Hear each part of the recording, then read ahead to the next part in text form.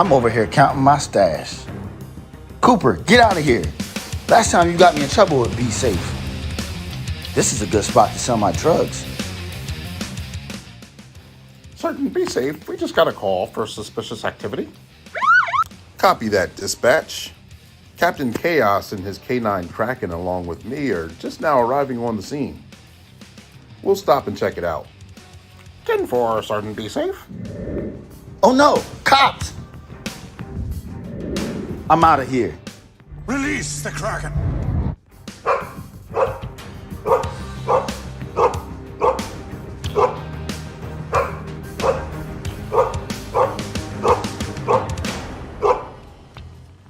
Hey, we see your drugs over there. Stop running, treacherous Tony. We will get you.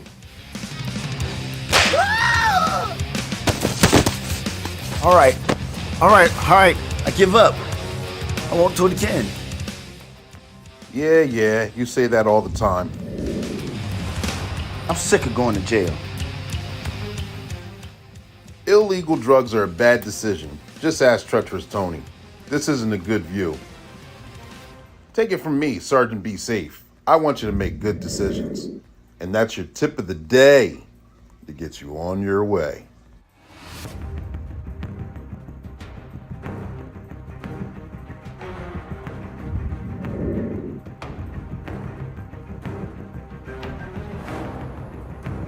Subscribe now.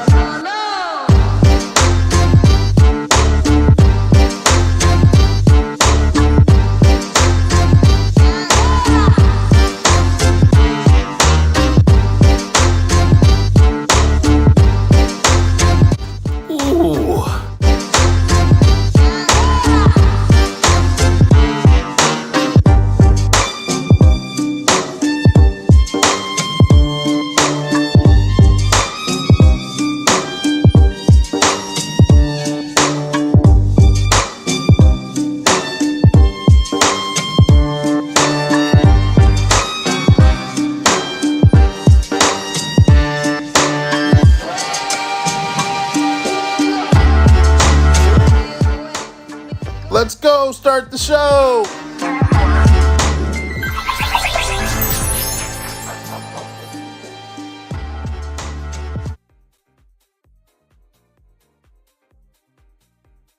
And we are live, ladies and gentlemen, boys and girls. Thank you for tuning in to another episode of Black and Blue. I am your host, Coach Clee. It's your motivational speaker, your empowerment coach, your author, and your favorite baker's favorite baker, Coach Clee, coming at you. Thank you for tuning in. We go live weekly with a special guest at 7 p.m. Eastern Standard Time. And I got a treat for you today. I'm excited to go live today with this guest. This guest is going to be very knowledgeable, very entertaining, and we're going to learn a lot from him. And he's already surprised me with some surprise information behind the scenes. So I know he's got a treat for you guys. All right. So make sure you guys stay tuned. I'll introduce him in a minute. I see we got Greg Foster on. Thank you guys for tuning in. We got Seti P on. Thank you guys for tuning in. Please tag, like, and share. For those of you that are unfamiliar or new to the platform, we are streaming on 5 different platforms. That's right, 5 different platforms. 2 on Facebook, 2 on YouTube, and 1 on LinkedIn. All right. So if you're like, who else is on the Jules on here? Thank you for tuning in. Saved One's on here. Good evening, brother, to you as well. Team Gonzalez and Jewel, you guys are both on here. Got a couple. Who else is on here?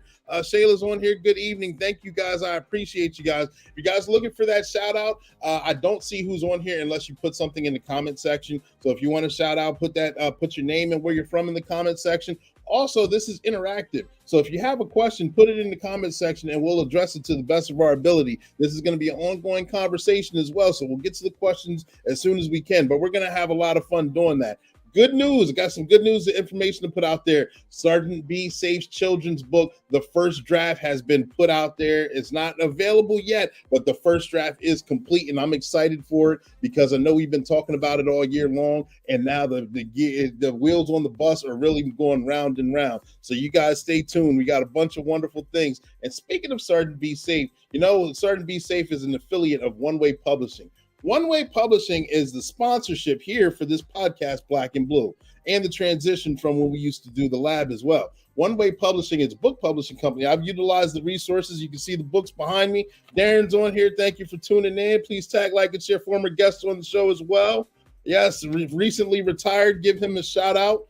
A couple of books that I post that I had on here. The One Way Publishing has a bunch of clients as well that got books done with their services. Their motto is they could turn a mere thought and turn it into a book that's bought. So if you ever thought about writing your own book, whether it's biography, autobiography, a teachable book, a children's book, poetry book, cooking book, whatever you can think of, they can help you get it done. So reach out to the website scrolling below, workwithclee.com, and we'll get that done for you. Also, if you're looking to be a voiceover for Sergeant Be Safe, or if you're looking to actually be on the platform itself and speak about the Black and Blue, which you guys know, we highlight officers and their experiences, their publications, their trainings, anything that has to do with law enforcement and first responders, whether they're rookies, whether they're seasoned or retirees. So it's wide open and the experience is necessary. But I'm going to stop talking. I'm going to let One Way Publishing go ahead and get their vote out there. Publishing. Have you ever wanted to explain something, tell a story, or leave a piece of you behind? Have you ever wanted to write your own book, but not specifically know how to do it? Well, get ready. One Way Publishing's here. We can turn a mere thought into a book that's bought. People need to learn from you. They need to hear that story. Kids need to read that book. Imagine if you wrote your own children's book and get to read it to your kids. Here at One Way Publishing, we can get your fiction, nonfiction, fantasy, instructional, what have you, done. All at a reasonable price and definitely a reasonable time frame. And if you don't believe me, ask Sergeant Be Safe. He's working on his right now. He's definitely writing the best chapter of his life. Make sure you check out his cartoon skits that air on the podcast Black and Blue. As Sergeant Be Safe said, that's your tip of the day to get you on your way.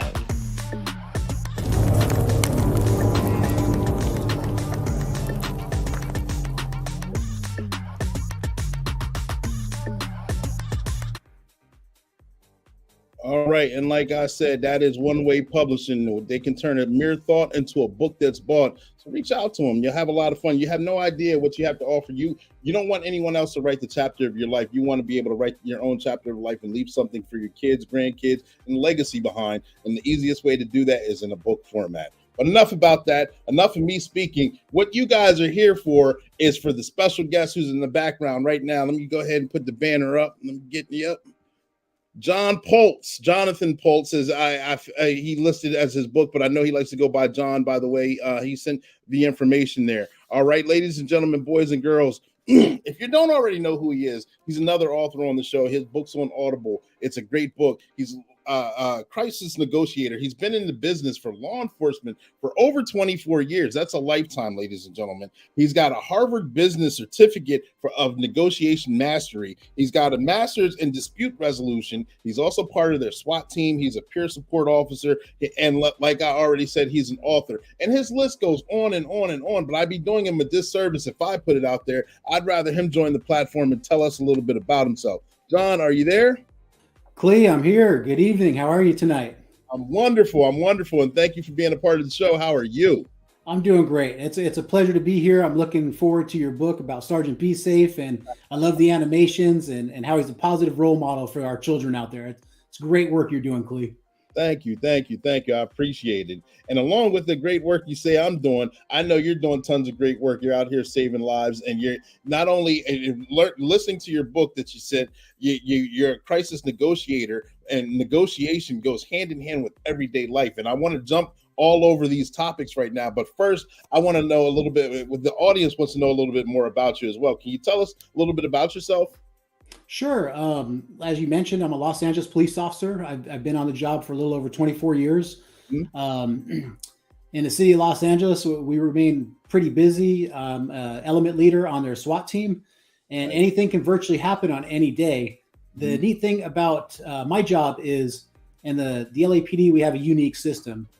For those of you who don't know, most law enforcement agencies with their Negotiator program, they have a centralized or a decentralized negotiation platform. So a decentralized is what most agencies have. You'll have separate negotiators, separate SWAT officers, and they work in tandem to resolve crises. And the LAPD, we're a little bit unique. We have a centralized system. So the centralized system has the negotiators come directly from the team. Okay. So kind of interesting, when you join the SWAT team, every one of our SWAT officers has to go through the 40-hour negotiation school. And then as you begin to know your job as a SWAT officer, then you have the opportunity to join certain cadres. Most cadres people know, like snipers or breachers, defensive tactics. And of course, we have negotiators. And what that does for us is it gives us that presence downrange on a regular basis to communicate with individuals who are in crisis, whether they're barricaded, they're potentially suicidal, they have hostages, and there's always someone down there that can communicate with them, especially in today's climate where people are in the impression that we may act too fast. It gives us another layer of protection, especially with body cam and news footage that we can go back and show in the event of civil litigation or criminal aspect or complaint that we are doing everything we can to potentially de-escalate the situation and help these people in crisis. There recently was a 10-year audit done of our team because we got a nasty complaint about a kill culture. So the 10-year audit revealed that we have over 120 call-outs per year. Okay. And that is not warrant service. That is straight spontaneous call-outs. Okay. And over that 10-year period, we had less than a 1% incident of use of lethal force. Okay. So crisis negotiation is huge in how we resolve barricaded suspects, hostage incidents, and suicidal subjects. And we're fortunate because I always put this disclaimer out about the LAPD is the only reason we're any good at what we do is because we get exposure. So I have that opportunity to go out there and talk to people who are in crisis. And if I didn't have that opportunity, probably wouldn't be any good at it. But I'm fortunate because I do get to practice. I work around great people who've mentored me and taught me. And now I get the opportunity to bring that knowledge to others. Because as you know, Clee, we're all passing through this profession. And the best thing we can do is leave it in a better place than when we found it. And Absolutely. One way we can do that is passing our knowledge on to the younger generation. Absolutely, man. You hit a lot of highlights right there. I appreciate that. And we're going to dig into that as well. One thing you spoke of that I have a question about, what gave you the burning desire to actually want to get into law enforcement and join the LAPD and become a hostage negotiator, crisis negotiator? All right. So excellent set of questions. So a little bit of light, a little bit of darkness, and a little bit of Hollywood. All right. So with the light, I have an uncle who I'm originally from New York, and I came out here to go to college in 1993. Okay. He was a Suffolk County police officer, and he always had really great stories. I started my public service career at the age of 16. I was a lifeguard. So I got used to dealing with, disputes, intoxicated individuals, and I liked it. I liked dealing with the people. I liked, solving problems, maintaining peace. And my uncle always had a positive spin on law enforcement and directed me into that direction. Now, a little bit of darkness. Unfortunately, my father is an addict. And, as we know, addicts, they they have to do, it's a lifetime thing. It doesn't just go away. It's an illness. They're constantly battling this. And I remember being 14 years old one night and going to see him, and he was strung out. He was a heroin user, and it was an awful, surreal scene. It's dark. There's candlelight. It smelled like urine. And, you know, I'm like, Dad, are you okay? And he tells me, hey, John, you know, I don't want you to do drugs. And I was just, you know, that was the point where I realized that, you know, everything I want to do is, as much as I love my father, I didn't want to end up like that. Right. I mean, no one does. And bless him, he's worked hard to get past that, but it's always there. There's always that fear. So I saw the ugly side of it. Right. So I have a positive aspect, negative aspect, and being a kid of the 80s, man, I love me some Miami Vice. Crockett and Tubbs, those guys were awesome. Right. Their outfits and their cars. Oh yeah. Philip Michael Thomas, Don Johnson. I could not get enough of it in the 80s. I thought these guys are too cool for school, man. And you know, I loved Miami Vice. Right. So that was the early start, and all that stuff as I grew and I matured and kind of made my way up. Like I said, I started off the lifeguarding thing. And then when I was 21, I was coming home for summers. I was going to school in California and coming home, and I'd go back to New York, and I got a job as a jailer in a local police department. So then I really started to get, you know, my fingers into it a little bit and really learn more about it. And the more I learned, the more I wanted to do it. Gotcha. Again, he threw out Miami Vice. So I understand that. My favorite show was the A-Team, and I wanted to be a Baracus and just bust through walls and stuff like that. But I didn't want to be on the run from the military. Police. I wanted to be part of the military police. Right. Love the A-Team. They're great. Yeah. So and you were talking about mentors. Get yourself a mentor and come up and rise through the ranks. When you were early on, did you have anyone who helped mentor you, or did you have anyone that you modeled yourself after or help influence to turn you into the officer that you are today? Oh, absolutely. When I joined the Los Angeles Police Department, there were so many people. It's kind of changed as law enforcement has changed quite a bit, but it wasn't uncommon to find officers who stayed in a certain area for an extended amount of time. And the area where I did my probation was an area called Newton. And Newton is in South Central Los Angeles. And the officers that had been there, a lot of them had been there for 10, 15, even 20 years. And they really knew the community. They knew the department, and they offered such wonderful advice. But someone that probably really stood out to me was during the academy, I had a PT officer by the name of Bob Dietz. Okay.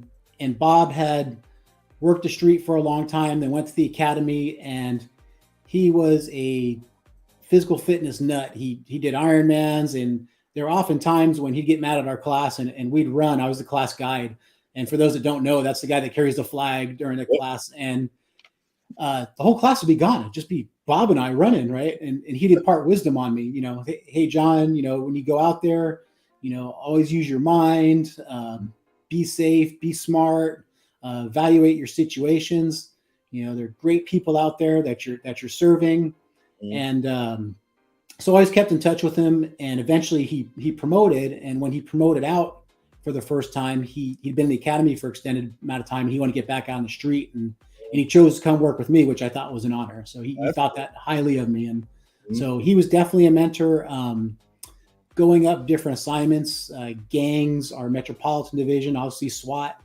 I've had so many people that were mentors. Another one that stands out to me was as a sergeant. I still work for him. His name's Mark Jackson. And Mark is what we call our 20 David, our senior sergeant. And, you know, as you evolve, as you know, Clee, you learn to use your mind so much more than, you know, your physical attributes and the things that go with it. And Mark told me one day something that stuck with me. And he said, John, there comes a time in your life where it's time to get paid, not for what you can do, but for what you know. Right.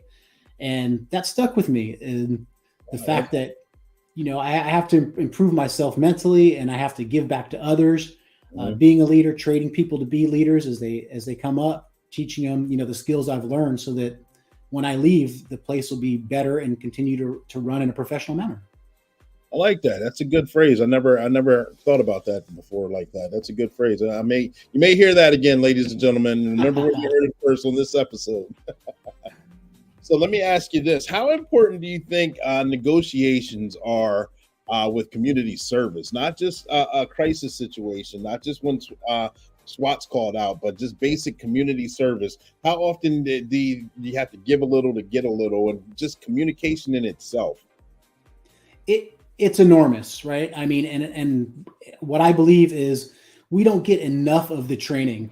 Mm-hmm.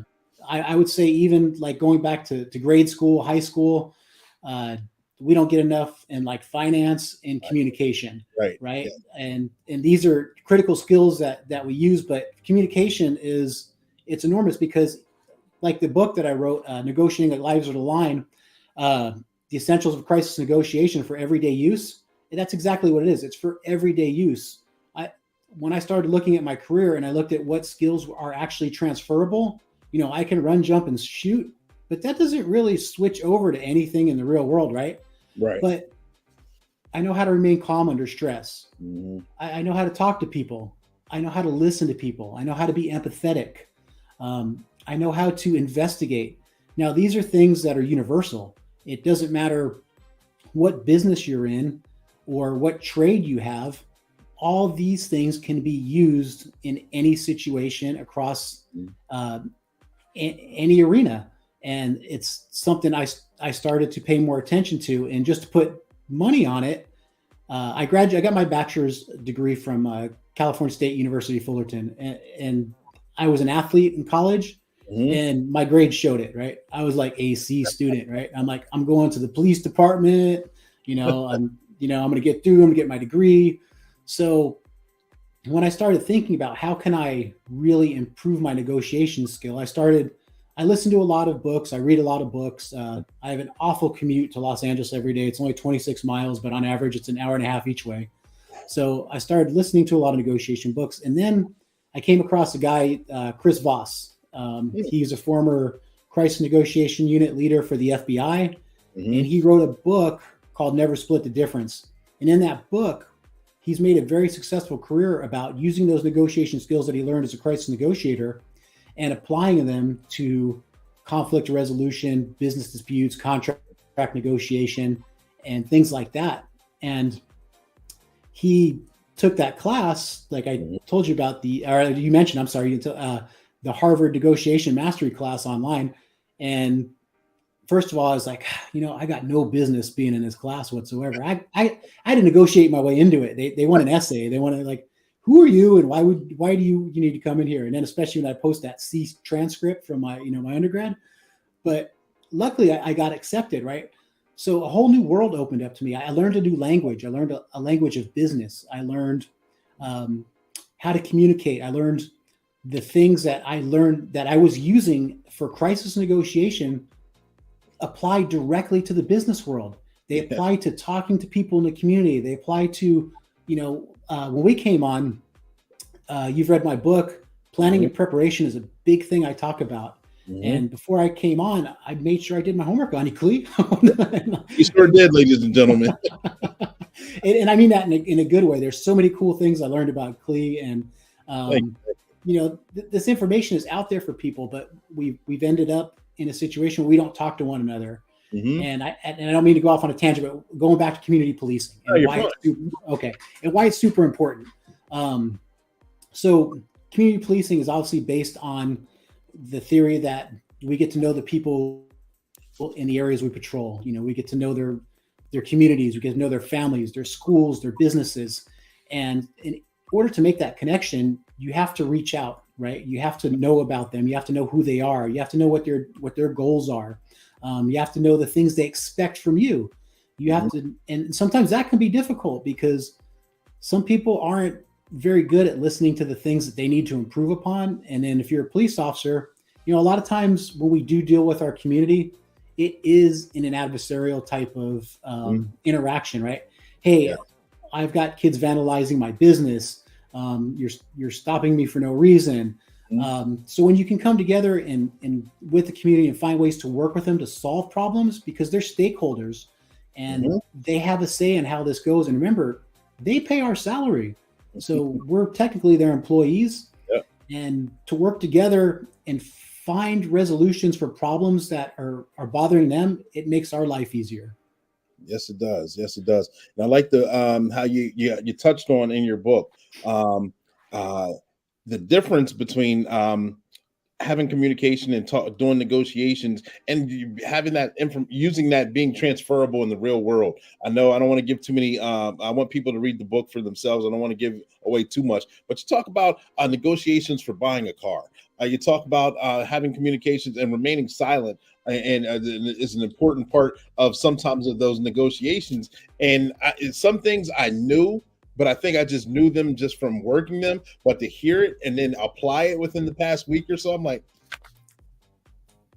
wow, I'm just going to shut up and remain and just play the silent game and see how it turns out.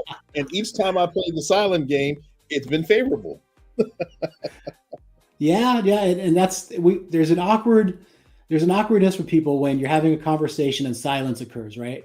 10 seconds can seem like an hour. People, they feel the need to want to fill the void. And like you said, sometimes just be quiet and let them fill the void, and you will learn all kinds of stuff that is interesting. And it's funny you mentioned buying a car. So since I wrote the book, I hadn't bought a car in a while, but I actually bought a car within the last month. Okay. And so it's an ever-changing dynamic. And I've been researching. My daughter had saved up. I was helping her with some money. And so we're looking at Honda Civics and Toyota Corollas. So I had a pretty good feel of what the market was, years we were looking at and everything else. And I had a couple negotiations where I went to the dealer and couldn't come to an agreement. I ended up having to walk away, but I knew I was in the ballpark, right? Right. But I hadn't made that deal. So then we found one color she wanted, everything else. And so I went down to the dealership. I had the Carfax, had everything in place. I had all my information. And when you buy a car, right, you just don't deal with one dude. So, I got through the first guy, second guy, and now I'm with the manager, right? Because that's the way it works. And, they're running all the incentives. They're showing me what deals they have. And, I told them, I said, well, if we can strike the right deal, I'll pay cash today and do that. And in the past, that is something that's always worked for me, right? And just to add, because sometimes to add a little drama to the effect, I pulled out a stack of $100 bills, $10,000 in cash, and put it right down on the counter, right? So the guy's eyes open up really big. And he tells me something I completely did not expect. And I'm always really big for our listeners, have contingency plans, have other avenues to go. He told me, he goes, sir, I can't do anything with that. I said, what do you mean? I said, cash is king. And he goes, it does nothing for me. And now I'm okay. I'm like, oh, okay. I wasn't expecting this. So I began with a bunch of interrogative questions. I said, well, how do you feel we are on the price? And his question was, I don't think we're too far on the price. He goes, but I need to make money on the car. I said, okay. I said, well, how do you make money on the car? And then he proceeded to tell me that now in this current climate, the way they make money on the car is by selling you the extended warranty, the dealer add-ons, and the big one was loans, right? So they get an incentive for loans. So that was the piece of information I was missing. So I said, well, how does the loan thing work? And he said, well, the bigger the interest rate, the bigger the commission I get. I said, okay. And I know in California, it's the law that you can only have a simple interest loan. There's no early payoff or anything like that. And I said, so what are your loan rates? And man, I feel bad for people who get overwhelmed by emotion when they buy a car, because the highest interest rate currently was almost 8% over a 7-year period. And I think on the car, it'd be like an extra 10,000 more. Yeah. I said, yeah, it's crazy. So I told him, I said, hey, if I go 0% on a 7-year loan at 8%, how's that help your commission? He goes, oh, that would be great. So I said, okay, let's do that. And I'll pay the car off on the first payment. And that's what I did. So I got my deal. He got his deal. But it wouldn't have come if I didn't inquire. I didn't use my investigative skills that I've learned, and I didn't ask those interrogative questions. When asking those questions, Clee, it's, as you know, people they don't want to tell you information. So make sure you're asking them questions that open them up, open-ended questions that require more than a yes or no answer. Right. And that's the key to getting the information, And if you don't feel like they're telling you everything, use that silent treatment. I love that silent treatment. Just sit there and stare at them. Yep. Let that works very well. Yep, work for you. Absolutely.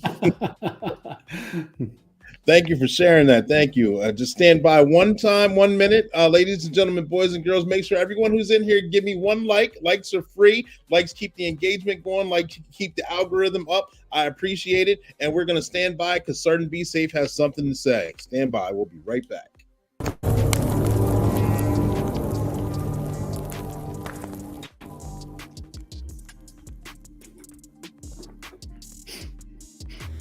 Small crimes turn into bigger crimes if not dealt with. The broken windows theory.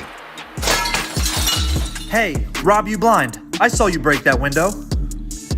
Meddling busybody! That window was like that when I arrived! I'm calling the police. Ooh. Don't run! Sergeant, be safe. I saw Rob, you blind, try to break into that building. Thank you, concerned citizen, for letting me know. We will definitely investigate. Minor crimes such as vandalism, loitering, curfew violations, public drunk, jaywalking, or driving with your headlight or taillight out. Minor crimes turn into bigger crimes if not reported. Huh. Sergeant, be safe. I would have gotten away with this if it weren't for you and these nosy citizens. Community policing begins with you. So if you don't want to see your neighborhood go down the tubes, if you see a crime, report it. Sergeant Be Safe here. That's your tip of the day to get you on your way.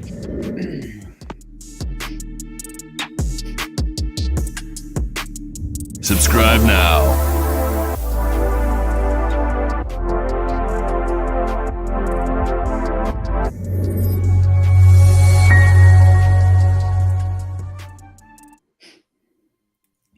And there it was, Sergeant Be Safe in the broken windows theory. I hope you guys enjoyed it. And we're back live right now. I got John Pultz right here, and we're talking about his book, Negotiating like the lives are depending on it. John, can you tell us a little bit about what inspired you to actually want to write a book and share some of your experiences? So, Clee, as police officers, we generally have a lot of really good stories, right? And people tell us all the time. Yeah, and so when I started working on my master's, I would use these skills that I learned in negotiation to apply them to the subject matter I was learning during the conflict resolution. And my professors would tell me, hey, you got really good stories. You should consider writing a book. And so I did. And as you know, as a publisher, that was quite a process. And going in a little blind, hired a writing coach at one time because I put together a group of stories and submitted it. And they're like, these are neat stories, but your layout is really bad, right? So, it's definitely a learning process. And, getting some coaching and got a mentor there, someone who was a police officer. He wrote this really great book back in the 90s. His name's William Dunn. The book was called Boot, the story of an LAPD rookie. Okay. And I reached out to Bill, and he gave me a lot of great information. And then, just kind of going over things with family and getting those readers to read stuff over and get their input and just improving along the way. And I've learned so much along the way, but the goal, going back to what we talked about earlier, is sharing these skills with people who may not have access to them or, don't get the training they should. Right. One thing I'm lucky is working on our SWAT team is I get a ton of training, and I also get to train a lot of people. And one of the common things I hear when I train people is, wow, that was really great training. I haven't had training like that since the academy. So you have officers that are out there for, sometimes 10, 15 years, and they don't get any really good training for a long time. So when you have an opportunity to give back and teach people these skills, then, you have to take advantage of it. And that was my mindset was, hey, not only these skills are great for law enforcement, but they're great for people in particular in any arena. whether they have to fire an employee or they have family disputes. I'm sure we've all been to Thanksgiving dinner or Easter coming up, and there's going to be an argument about, presidential elections coming up or politics, Democrats, Republicans. And, I give you tools in there to keep the peace with your family, but still be able to articulate your points and why they're important and acknowledge their points. I think that's one of the biggest things we have right now as a society is it's okay to have a difference of opinion. Yeah. It's not a problem. It's as long as, we respect one another and have that opinion. That's what America's about, is we can have that difference of opinion, but people aren't always good about articulating their views, and sometimes emotions take over. And that's another big thing in the book I like to put out there, is to teach people how to control emotion. And it can be hard for some people because they know what buttons set them off. And that's key, right? Is if you know what's going to set you off, be prepared for it. Yes. No, right. If you know someone is intentionally going to set you off, be ready for it. So when it happens, you're not surprised. Go over in your mind, how are you going to react if you're triggered? Utilize the skills to show them if they're not upsetting you. Generally, that'll bring them back to a calmer state. And then you can have a civil agreement. And some people, they don't want to have a civil agreement with you, and that's fine. You need to recognize it and you move on. There's no sense, wasting time with someone that you can't have a productive dialogue with. Absolutely. Good points. And is this your first book that you wrote, or was it and how many books do you have out actually? This is it. This is the first one. Okay. When I did this, this was, to say I was a little nervous. I'm sure you've been there. And, I was like, should I be doing this? Should I not be doing this? So, what's going to happen? But I'm put in. Yeah. Yeah, exactly. But I'm so glad I did, because the biggest thing is getting the word out. Right. And that's the hardest part as a new author, is getting people to see your work. But the feedback I've received and the things that people have learned from it, it's definitely validation. And it's very nice to know that people are listening to what I have to say and that I can truly help them. And that's what I want, is to make people better communicators, make them be able to articulate their points, teach them to listen better, be more empathetic. And it not only helps your life, but it helps the lives of people around you. Right. And the reason why I asked that is I did a search on Amazon, and there was your name came up under, of course, this book, and I thought it was something else entirely, but I could be mistaken, or maybe it was just another version. So I think I can answer your question, because all right. So like I said, you being an author, you'll appreciate this. So obviously when you first write the book, you come out in print, right? And then with Kindle, usually they do the Kindle. And then what I found out is, as many friends as I have, as many people are interested in reading my book, people are lazy, right? So, hey, could you do an Audible version? Right? So I did an Audible version, and lo and behold, that's what people like. And I'm guilty of it too. Like I said, I spend a lot of time stuck in traffic commuting. So I listen to audiobooks. I mean, I do like reading paper books, but most people, they're lazy. They like to listen to it. And I understand why. We have busy lives, and it is easy to pass time and to listen to it. So I think when you did a search, you probably saw all three formats come up. Gotcha. That's probably, and that might have been the confusion. Yeah, Audible books are very nice. They work when you're doing Operation 360, 3 miles a day while with the headphones on, or in while on patrol, and especially on night shift. When you hit that lull, you put an audio book. It's perfect. So absolutely. Oh yeah. And I like about your book, I like the afterword after. I think it's the interview of the narrator and yourself having a conversation on some of the experiences of writing the book and some of your experiences after the book is completed as well. Yes. That was a good point. Yeah. So what's on the future after you get this book done? What's your end game goal once once you retire out of police work? And what's your end game goal after this is all said and done? So I'm definitely interested in moving into a different role once I retire. And, we all have an expiration date.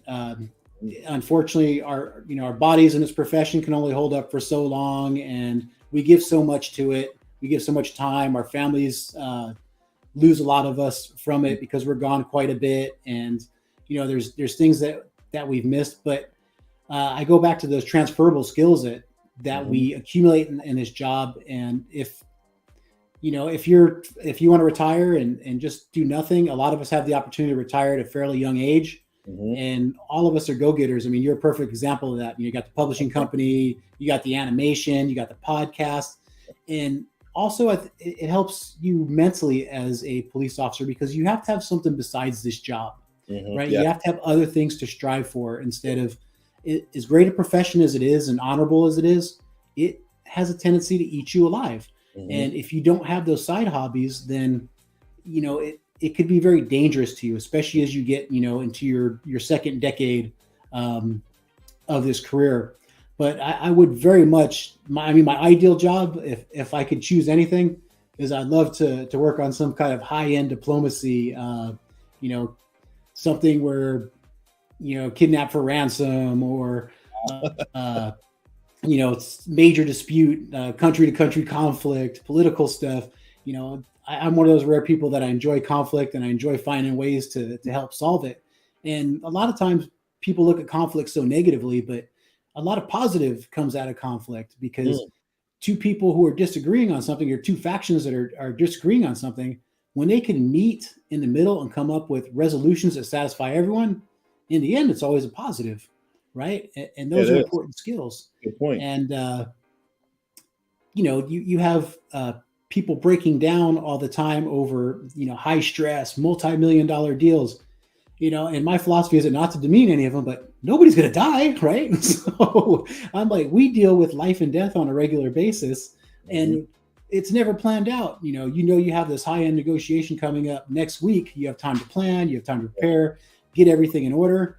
You and I may turn the corner and you don't know what's on your plate. It could be anything from anywhere. And the one thing I know you've learned, because every police officer learns it, is every time you think you've seen everything regarding human behavior, you are taken by surprise. I mean, there is stuff after, almost 25 years on this job that happened where I am just floored. I'm like, I cannot believe that happened. That is the craziest thing. Stuff that you can't make up. Absolutely. For sure. I don't want to give too much of your book away, but again, you give it a situation of an experience of a female, old lady, or a female who was on a bus, and I believe that you and another guy, you guys weren't working, or you were off duty or something, and you had to engage this woman, and she had a steak knife or something on her, and you had to find a way to communicate with her without using force, to have a peaceful resolution, to get her to where she needed to go, without giving out too many hints. Because you guys need to read the book, is what I'm trying to speak. But that just goes to show on some of the experiences that I believe you kind of walked into that one. You didn't have to prepare for that one. You didn't know that. You didn't wake up and say, today's the day where I'm going to, at 12:05, I'm going to meet this lady at this intersection and we're going to have this conversation. No, you're working and bam, it just smacks you in the face and like, okay, I'm here now. This is my party. We got to deal with it. Right. And that was an off-duty shift at our Union Station, which is our main train bus hub. And my partner and I, like I said, we got summoned by a bus driver because he had a lady with mental illness, which is huge right now. And, not right now, but it steadily increased.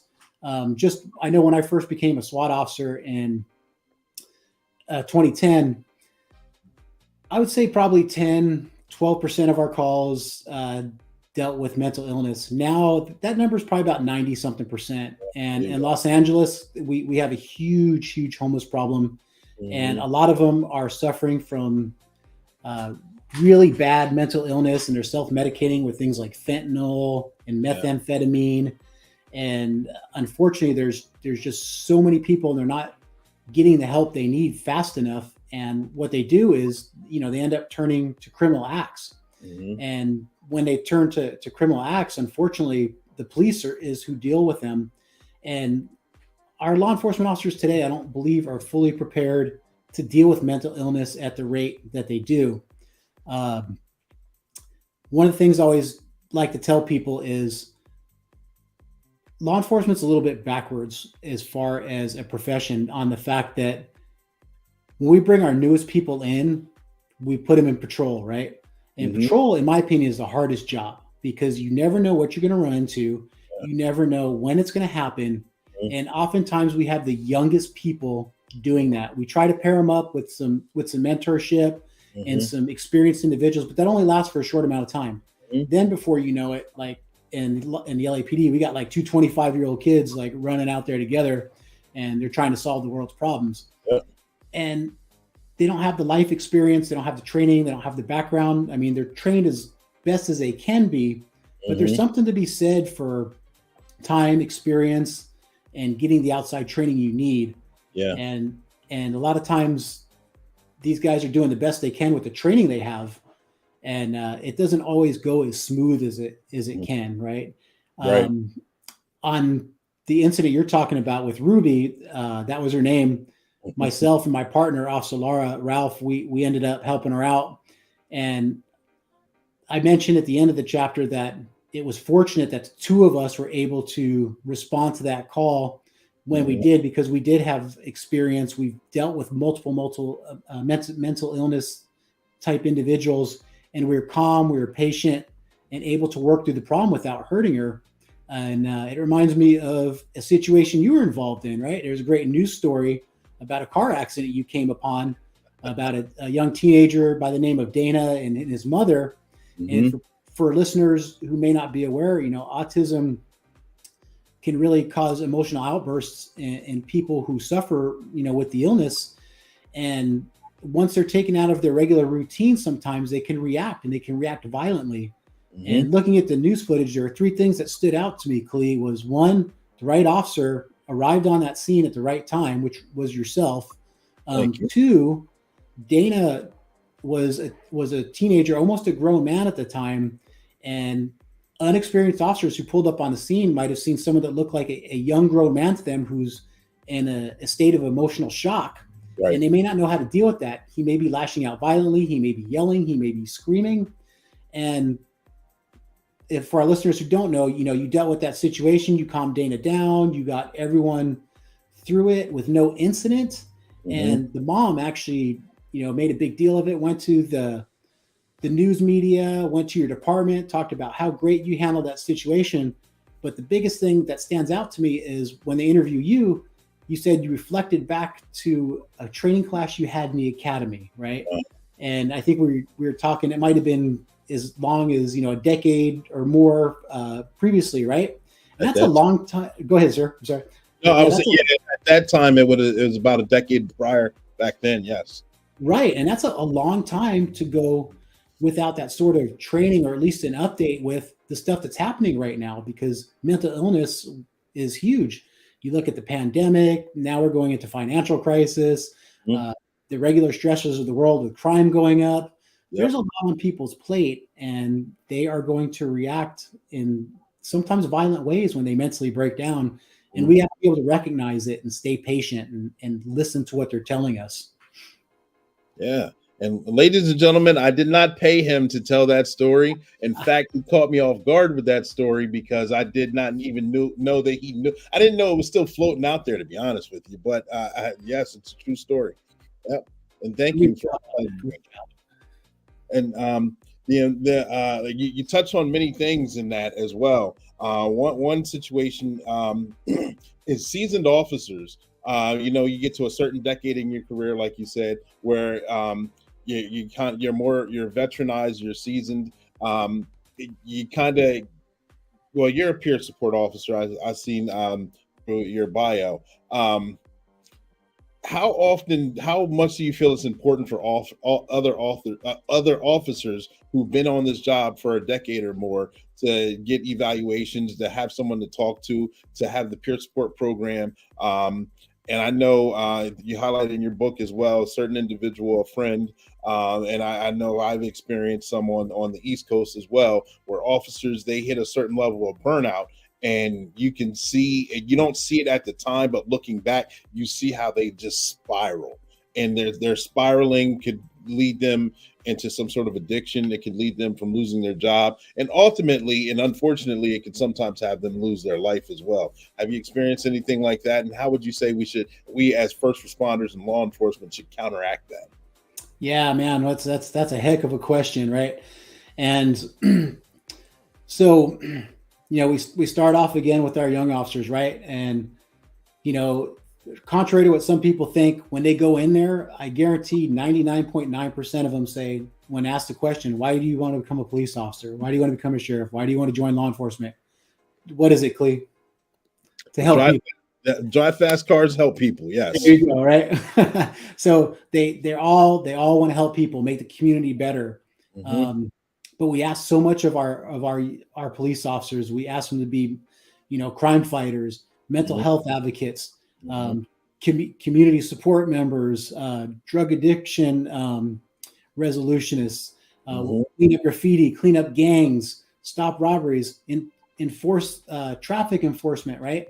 So we just pile all this stuff on our young officers, and a lot of times what they see is, even though we know that the majority of the public supports what we do, they don't always see that. And young people are impressionable. All they see is the negative stuff. And my department, the Los Angeles Police Department, we have our fair share of scandals, and rightfully so.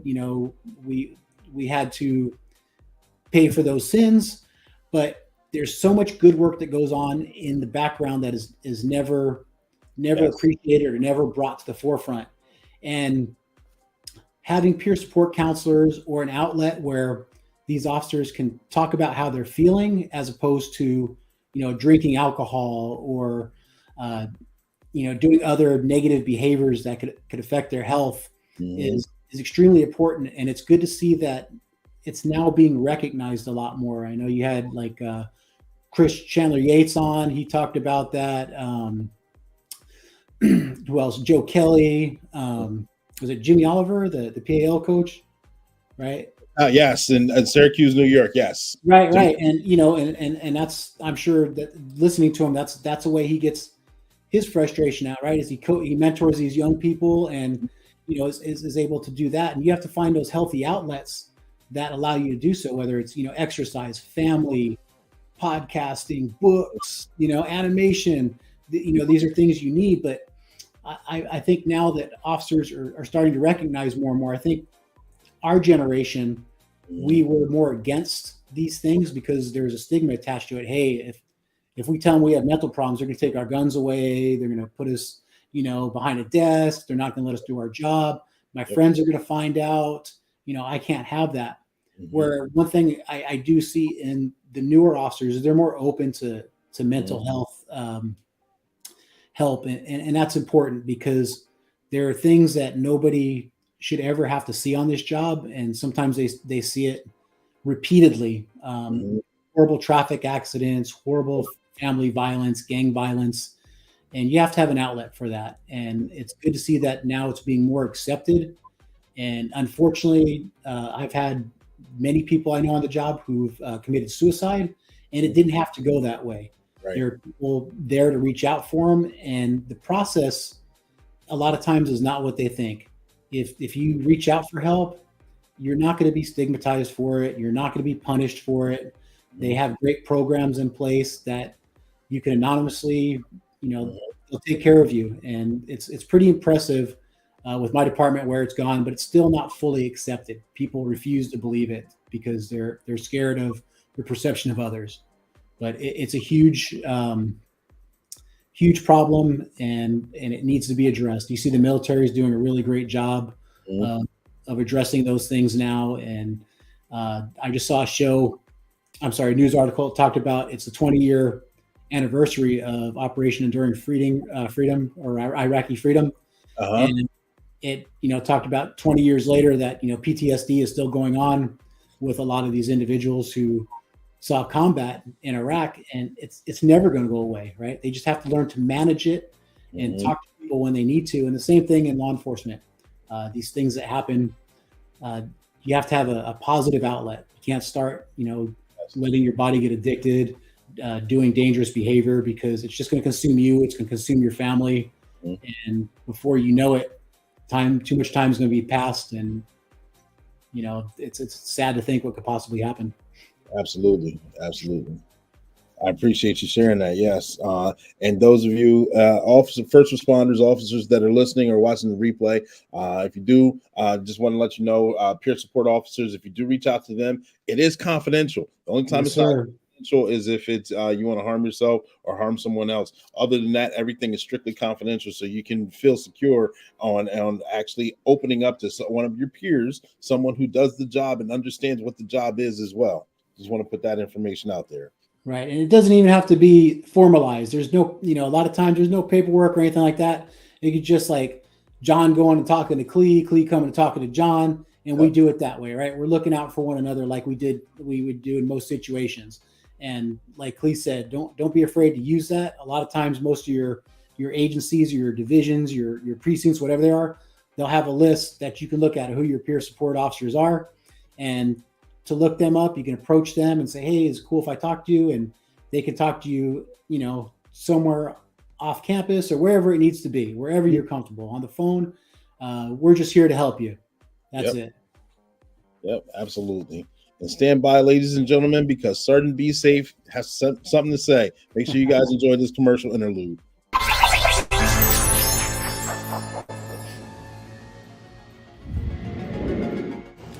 School is officially back in session.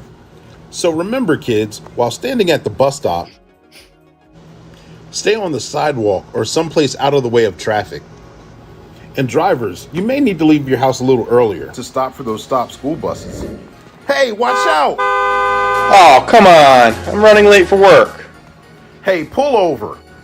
You could almost cause an accident, or worse yet, hit a kid running late for the bus stop. So take this as a lesson. If you pass a bus with its flashers on and stop sign out, you'll get pulled over and could lose your license. Well, I'm glad no one got hurt. Unfortunately, I just lost my license for a while. And that's your tip of the day from Sergeant BC. Subscribe now.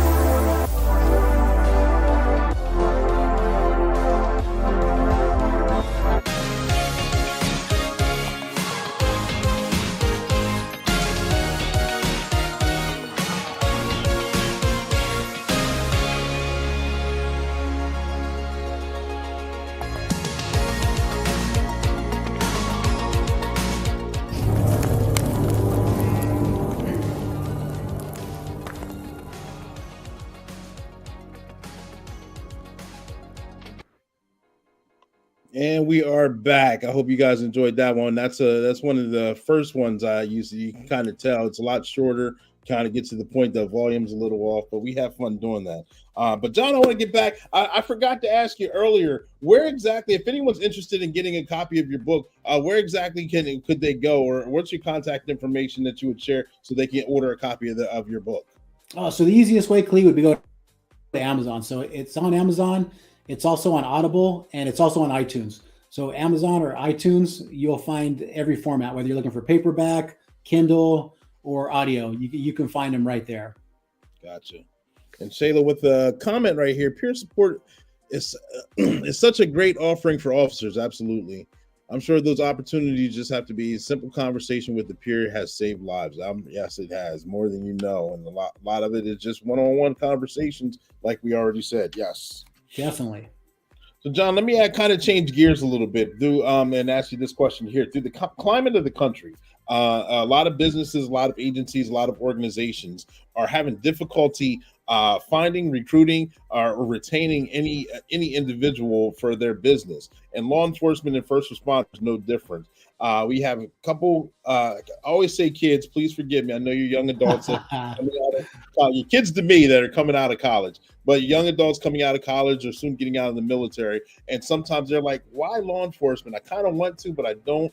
What kind of pointers can you give me? What should I be looking for? What should I bring to the table?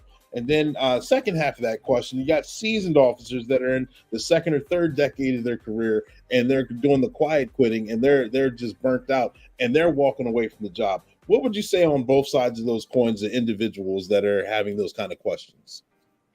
So definitely, I would say you have to find your purpose, right? If you're a newer officer and you're somewhat skeptical, a couple things to keep in mind is, one, it's a steady profession.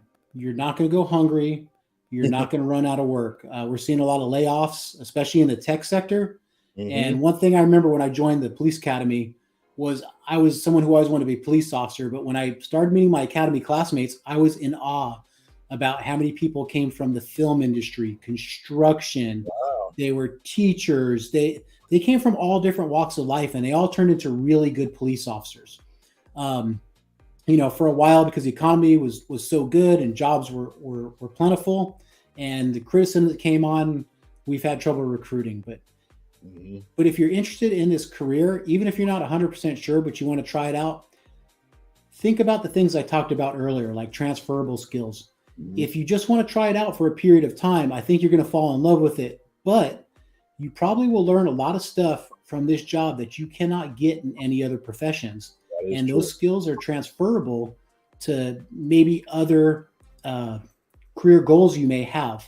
Just because you join doesn't mean you're locked in for life. But I think once you get a taste of this life, you'll be pretty satisfied.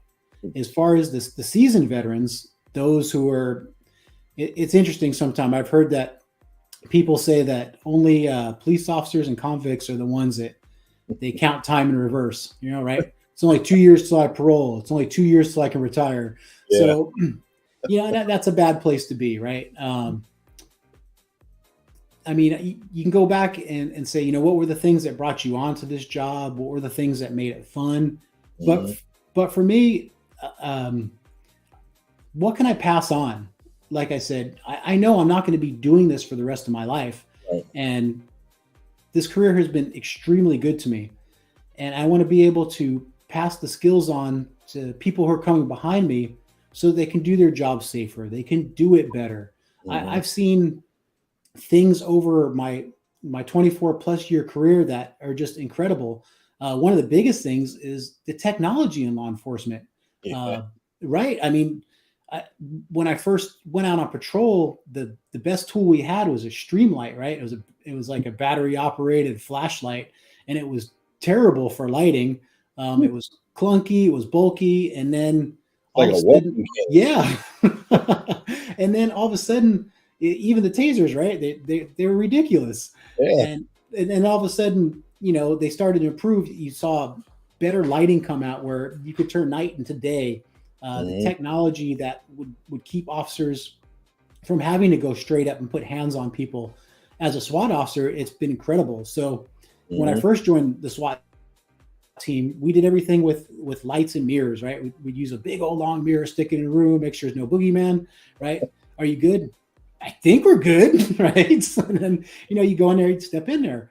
Now with technology, robotics, pole cams, and these people that are doing these things to make our lives easier, I have no doubt it will come a time where we don't have to put police officers in harm's way, and in turn, we don't have to put suspects in harm's way, right? Right. And time, distance. Well, we won't be right there to make those split-second human decisions, and technology is improving, and these young people that are coming up. It's incredible how technological savvy you are. And the police department is, if you're like into tech, it's a place people probably don't think about. We have so much technology now where you could utilize those skills and thrive in a department like this. Oh yeah. Because there's just so much there in variety, right? There's so many different things. No day is the same. You are using every skill that you have, and you're using it several times a day. Are you going to possibly be in a car chase one day? Yeah. Are you going to be quelling a neighbor dispute? Yeah. Are you going to be helping someone with severe mental illness? Yes. Are you possibly be taking a cat out of a tree? Yes. You're going to be doing so many different things. And as a human, I can tell you with 100% certainty, whether I'm doing a full-on hostage rescue, which is probably the most dangerous thing you can do as a police officer, and coming out of that successfully, there's this great adrenaline rush that you knew you did a great thing. When I can talk a suicidal individual off a bridge or a freeway overpass, and I know that I help them, I get that same adrenaline rush. Helping people is helping people, and this is the profession to do it. There are other ones that allow you to do it, but no other profession gives you as much opportunity as this does to help people. Good answer. Thank you. I appreciate that, and thank you for sharing that. Yes, sir. Speaking of technology, I mean, just for the drone operators, and I know we have computer forensics, and even four-wheelers for some trails. They weren't offered. I remember starting off back in, and I'm saying the Stone Ages, when I know there's a couple officers that'll be like, yeah, whatever, I'm older than you. But I remember getting dispatched over the radio while driving and pulling your notepad out, and they have to voice the dispatch. You have a domestic at 234 Main Street, and you're writing as you're driving, so you have it there, so you don't have to continue to bog up the airway with what are the numerics again? What's the street again? And that's how you got to the call. Or if you did a traffic stop, you had to actually physically, I remember, write out the entire ticket. And if there was multiple tickets, you had to write them all out while on the stop and issue them. And you learn how to write fast. You learn how to get rid of those hand cramps. You learn how to pre-write what you couldn't fill in before the shift, and hope that you only had to issue a certain amount of tickets, because if it ran out, you were out. I remember those. Now you type it in and hit print. Yep. And a lot of times you just type in like the first three letters and it knows what you're doing, and it jumps ahead. I mean, yeah, handwriting reports and, having to use an actual map in order to, find your address. It was definitely a different time. Then GPS comes along. And so when I joined the department, it was called the MDC, the Mobile Digital Computer. And the best way I could describe it is it looked like, for the SpongeBob fans out there, because my kids are big SpongeBob fans, it looked like his computer wife, Karen, right? It was a big box on top of a pole, and it never worked right. So would you have officers every shift hitting the thing, come on, work, right? So, it can only take a beating for so long. And it was antiquated technology. It was slow. And you did everything over the air, and you did everything by maps, or you did it by, writing stuff out. But now, like you talked about, I see Darren there had a question about drones, or pointed out something about drones. Yeah, the technology is incredible. These drones, the cameras they have on them, and the abilities they give us now to see things. Even our helicopter pilots don't see some of the stuff that they see. They come with infrared and high def cameras. There's the technology is just incredible. Absolutely. Yeah. Marcel Coleman, thank you for tuning in. I think he had to run. Great chat. Thank you. And what Darren said, yes, drones are being used for more searches. And I know they're used for perimeter searches, for missing persons or persons that may be out somewhere. They get a drone operator and get it up relatively quickly, especially at nighttime, because you can get the drone in that area, zoom to get the night vision in that area, and you can, within minutes, what would take a half hour, a couple hours, now you can locate someone as soon as the drone gets up, within 10, 15 minutes. Yeah, and you can communicate with them now. You can actually talk to them through the drone. Through other robotics. It's incredible how the technology is just so rapidly evolving. And by the time you get something newer and better has come out. But it's just, it's just, we're living in an age that is incredible, and it's making everyone's lives safer and better. Yep. Yeah, absolutely. And stand by real quick. Starting Be Safe is coming right up, and I'm going to come back with one more question.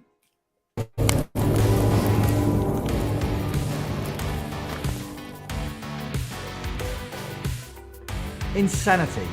Doing the same thing over and over and expecting different results. Sergeant Be Safe here, and I'm stuck in the office. I'm stuck. You want to know why? I'll be completing reports for stolen vehicles. Yeah, that's right, stolen vehicles. I tell people all the time to lock their doors and put away their valuables. However, this continues to happen. Do you know that about approximately 95% of all auto thefts can be prevented? Here, let's go for a walk, and I'll show you a few examples. Example number 1, you go to the store and you leave your car running. Little do you know that Chance Wilder's on the prowl. He sees your car running with the door unlocked, gets in it, and they're off! At the start. Oh no! Frustrating. Let's move on to example number 2.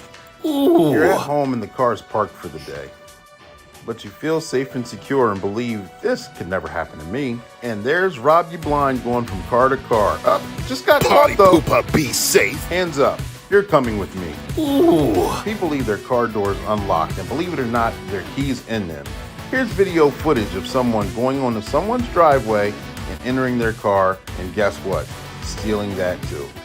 Even if you don't keep your car key, don't keep your spouse's key in the vehicle either.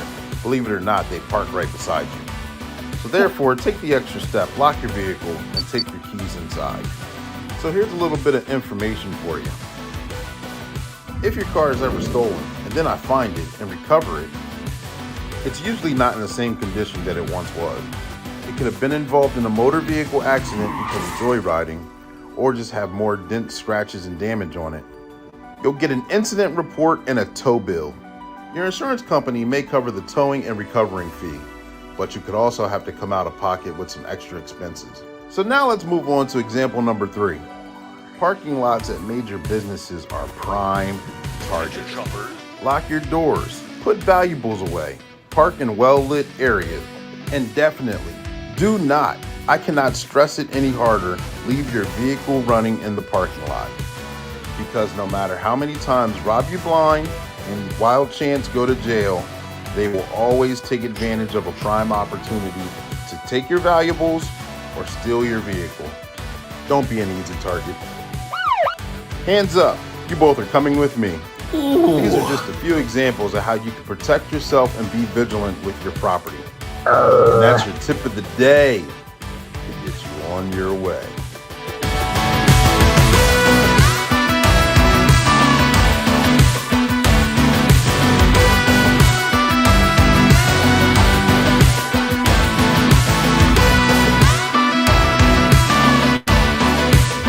Subscribe now.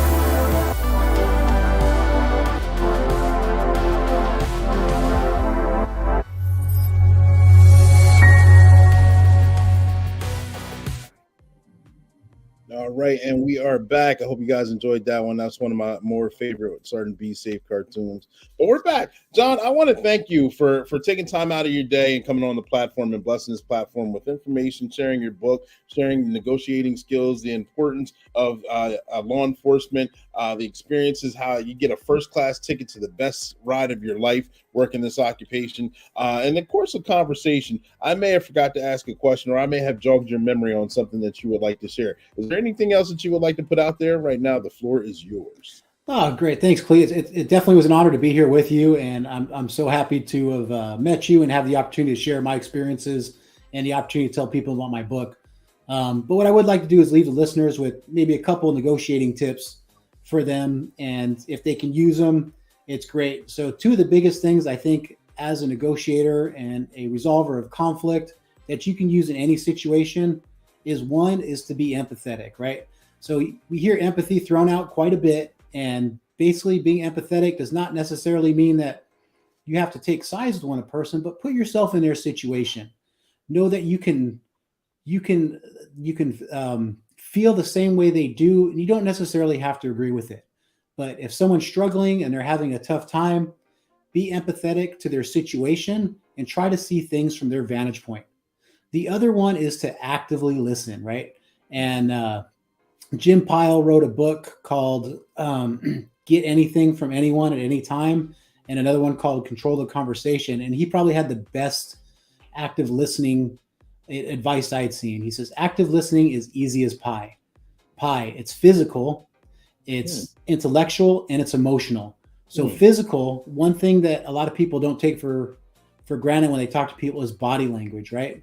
People react certain ways in certain situations, and everyone has the ability to identify that. They can tell when people are mad, they can tell when they're sad, they can tell when they're deceptive, they can tell, when they're emotional. So actively listening is not just listening with your ears, but what is their body language telling you? It's intellectual, right? It's what are you perceiving? What do you think they're feeling? In your mind, what are they saying? And what does that lead you to believe they're trying to tell you?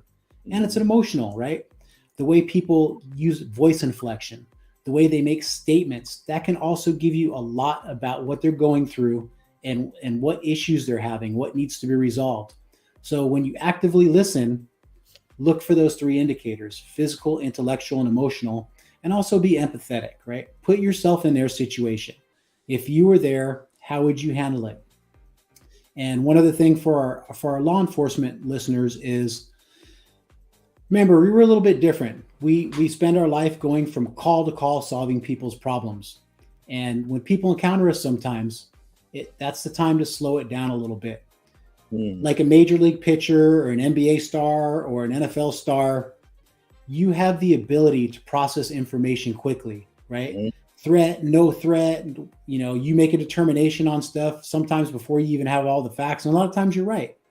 But normal people who aren't barraged with information on a regular basis, they process it differently. They need more time to figure out what's going on, especially those who are mentally ill. So the next time you find yourself in that situation where it seems like someone is not understanding what you're trying to tell them, take a step back, relax, realize that they need more time to process information, and be empathetic with them. Actively listen to what they're telling you, and then be a good investigator. Ask the questions that are going to get you the answers you need to know. Keep yourself safe, keep your partner safe, keep the community safe, and keep your agency safe. Man, look at that. Those are gold. I hope you guys were taking notes. That was a good, you can build your whole career around that. That'll definitely get you through. Empathy and active listening. Yes. And then encompassing all that. There we go. Yes. Great live. Thank you very much, Jamon. Thank you for tuning in. Yes, John, again, I say thank you. I'm truly a fan. Your book was amazing. Thank you for sharing that with me. Thank you for donating your time, coming on the show. I appreciate it. The information that you shared with us is invaluable. I couldn't put a price tag on it, but I know not only has it helped me, I know it's helped anyone who's watching, who's on live right now, and anyone who may be watching the replay later. So thank you very much. No, thank you, Clee. I could chat with you all night. I'm so glad we met, and I'm a big fan of yours as well. Thank you so much for having me. Absolutely. And I have to get you back on the show, and then eventually I know you're going to do some more great things, and we're going to highlight that as well. Oh, it'd be an honor, my brother. Definitely be an honor. Absolutely. Thank you, guys. Ladies and gentlemen, boys and girls, thank you for tuning in to another episode of Black and Blue. Like I said, we go live weekly with a special guest and who's either a first responder, law enforcement, something that has to do with the law enforcement affiliate.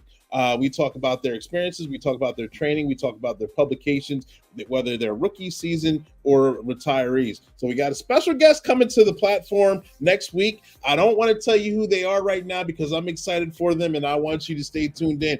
Tune in 7 p.m. Eastern Standard Time, and we're going to have a great time like we did today. Make sure you guys tag, like, and share the show. This is a great show. Hope you guys are loving it just the way I am. And make sure that you treat yourselves nicely and be respectful to each other.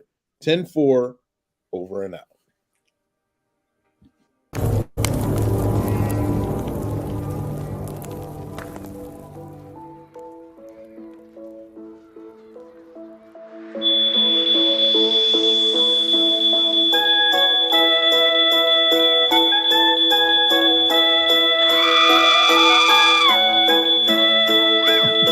I forgot I left the oven on, and now it's caused a fire.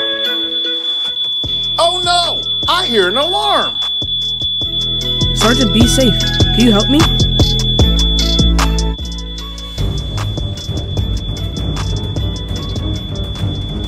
Sergeant, be safe to the rescue. Of course I can. I'm here to keep you safe. I know it's the holidays and we all get excited, but you gotta keep an eye when you're cooking in the kitchen. This grease fire, you want to smother the flame. Fire extinguisher works best. Never leave food unattended while you're cooking, even if it is for a second. Thank you for your help.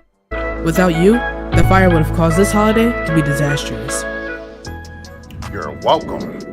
Hey guys, one adventure down. Now I'm back at the office. Let's see if I can give you guys some more tips for the holiday. We already talked about websites that are scams, emails, letters, and social media. Be careful where you put your information, because once it's there, it's there. Don't give an opportunity for Chance Wilder to scam you out of your currency and digital currency. It only takes a second for him to ruin your life. Lock your doors, lock your doors, lock your doors. Do not leave your car key in your car or anyone else's vehicle either. Keep it in a safe place, away from the vehicle. And that's your tip of the day, to have a safe holiday. Happy Thanksgiving!